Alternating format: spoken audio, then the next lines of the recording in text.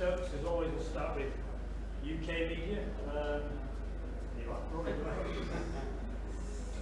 Hi Ben, how disappointed I guess were you with the second half of this game? Even there was a chance to fight back, and today it all happened very quickly. Was that a frustration to you?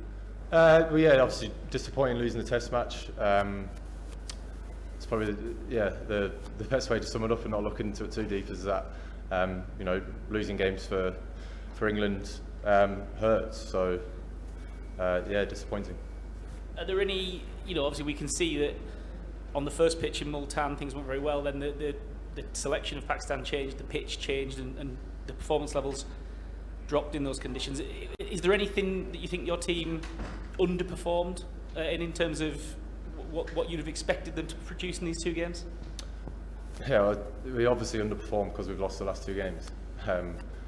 But the way to, I think, assess the last two games is that, we got thrown challenges and we weren't able to stand up to those challenges for long enough to get the result that we wanted. We did it for a very small amount of times throughout the last two games, but when you don't do it for long enough periods, you're more than likely going to end up on the wrong side of the results, which has definitely happened in these two games. So the great thing about cricket schedule is that the challenges that cricket throws at you. You be faced with one, you try and overcome that, but then very quickly we've got another challenge in 2 or 3 weeks' time, which is in New Zealand. We'll have to get over the disappointment of this series in these last two games in particular, focus on New Zealand going forward, and then look to stand up to those challenges that New Zealand are going to face, that New Zealand are going to throw at us. And obviously it's going to be a completely different challenge, but that's the exciting thing about playing Test cricket, is that you're always getting thrown challenges and you're always trying to stand up to those. Chris and then Stefan, please. Go ahead, Chris. Ben, as you said, that New Zealand series is not long before that starts. Is there any worries that it could be a bit of a hangover from this one going into that? No. Was there anything today about the manner of that defeat, the collapse, 7:49, that concerned you looking ahead? I think if you're looking into it very deeply, which is something that I don't like to do, I could maybe say yeah. It doesn't always work out the way in which you want. We came here still in a very, very controlling and commanding position in the game. Harry Brook and Joe Root being the not-out batsmen overnight, two of the best players in the world. With still the ability of the batsmen that we had coming in, we were still in a very, very good chance of winning this game. But you give credit to Noman and Sajid, the way in which they bowled in the second Test match and in this game, was very, very good. It was very challenging, and you got to hold your hands up to say that those two in particular were obviously too good for our batting lineup in those last two games. Stefan, please, behind, then we'll go George, and then we'll have Bill. Ben, even though conditions here are very different to what you're going to face over the next 2 years, what do you take forward from this tour as areas of improvement? Is it simply doing good things for longer, or is it more specific than that? That's a great way to put it, is doing the good things for longer. As I said, we did it in very small amounts of times at certain points throughout the second game and this game, but when you don't sustain that, and you're always going to start falling away. We're always looking how can we best put pressure back onto the opposition when we've got the bat in the hands. That doesn't always come in the sort of the huge scoring options. Even just staying at the crease. Jamie Smith, I think that first innings here was a great example of that. Him just being there was putting so much pressure onto the Pakistan bowling unit, and then when him and Gus got that partnership going, you could see that those two sensed this is the time now to really start putting the back onto them. So, again, that was a highlighting that as a point of us doing really good things.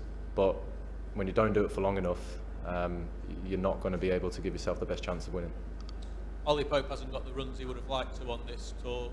He's done some really selfless things for this team recently, stepping up as captain, stepping up to open when Ben was injured. We know he can play match-winning innings. What do you do now? Do you need to get around him and support him? Do you leave him alone? How do you deal with that? Yeah, look, I think that's selfless is you know, is a great word, and everyone is selfless in that dressing room. You know, team sport is about being selfless, about putting, you know, the team before you, and always, you know, putting into the pot. You know, as a batsman, as a bowler, you know, you're sometimes going to get the rewards. Some days you're not going to get the rewards, but you know, on those days you don't, there's one of your teammates who are reaping the rewards. And that's the great thing about team sport, is that whenever you feel like you're disappointed within yourself, that you've not contributed how you would like to, you've got someone else's success to celebrate. And you know, there has been some moments where we celebrated some very special individual performances, and just bearing in mind that we've celebrated a lot of you know, Popey's individual brilliance over the last couple of years as well. Everyone goes through highs and lows. I've played a lot of cricket, I know that, but you know, I've got a hell of a lot of experience to fall back on. So yeah, you know, we're obviously all leaving here disappointed, because we'd always like to leave wherever we go with a series win. George, please, and then Simon, and take 2 more. Were you hampered by your own fitness issues at all? Are you able to put up a sort of percentage on how close you are to being absolutely 100%? No, not in terms of on-field stuff. No, not at all. You know, I've worked very, very hard to get back in for that second test. You know, if anything, it's felt like a very long tour, because this tour for me has been coming out here to try and get fit for the first test, not fit for that, get fit for the second test, played that, and then straight into the third. So it's been a tour of not many days off to get ready to go. But in terms of on-field fitness, no. When it came to my skill of bowling this game, you know, I just didn't feel like you know, my bowling was going to be anywhere near as threatening as the options we had with Spin and with Gus, because you know, Gus only bowled 11 overs, and he came in and made the impact that we thought he would, in particular with that wicket. But yeah, in terms of my fitness with me not bowling, that's got nothing to do with it. Just to clarify, you say the on-field fitness. What does that mean compared to off-field fitness? Well, I played cricket on the field. Yeah, I wondered whether you meant that you hadn't maybe had the chance to practice a net as much as you would have liked in normal circumstances. No, you guys come down and watch us train, right? Yeah, I just wondered what you meant. Thank you. Simon, and then we'll go here, and then here. The pitches in the last couple of games and the unconventional way they've been prepared will be a talking point. How did you feel about the pitch for this game? How did you feel it played? Oh, look, I've been asked already, do I have any complaints about the wicket and the second test? Absolutely not. You know, I feel that's, you know, playing in your home conditions, you want to give yourself the best chance of bringing yourselves into the game more. And that's what Pakistan felt like they needed to do to give themselves a chance of winning. So absolutely no complaints whatsoever. You know, they used their home conditions in their favour, and to be honest, this wicket did the same from ball one pretty much. It's not like it got worse and worse and worse. Just in this game in particular, that, you know, Pakistan just played better cricket for longer periods of time than what we did. And, Pakistan are coming to England for a test series in a year and a half or so. Would you be tempted to add a little spice to the surfaces we prepare to maximise England's chances there? Well, like counteract it. Yeah. No, look, we're always trying to, you know, we speak with our groundsmen a lot, regardless of who we play against. And for us, it's trying to produce wickets that, you know, have got pace and carry in it, not only for our bowlers, but also for our batsmen. You know, so that's what we try not to do. Iran, and one more here. Afternoon, Stokesy. This is Bahram Qazi from Pro Sports. Commiserations on the loss, but you know, you've played a lot in Asia in the last 2 years or so, and it's been a mixed bag of results. So if you have to like highlight a few takeaways and lessons learned, what would those be?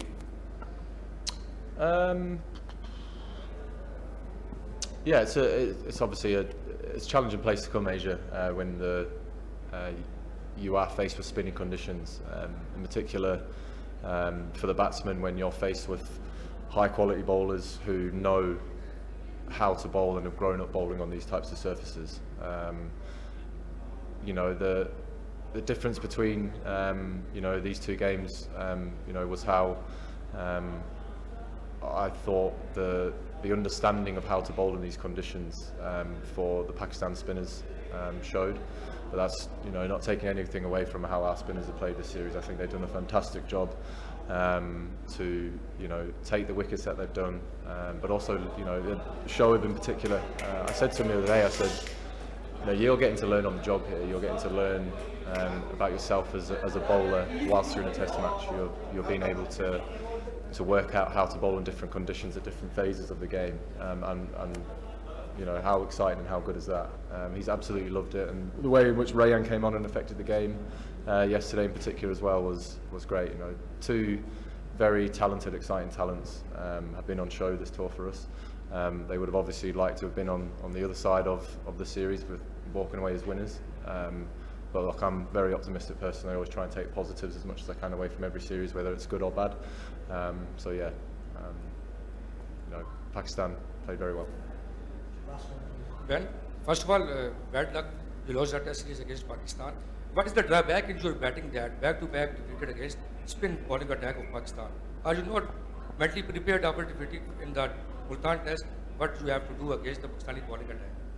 Sorry, say that again, please, sir. I'm saying that back-to-back defeat in 2 test matches against spin bowling attack of Pakistan.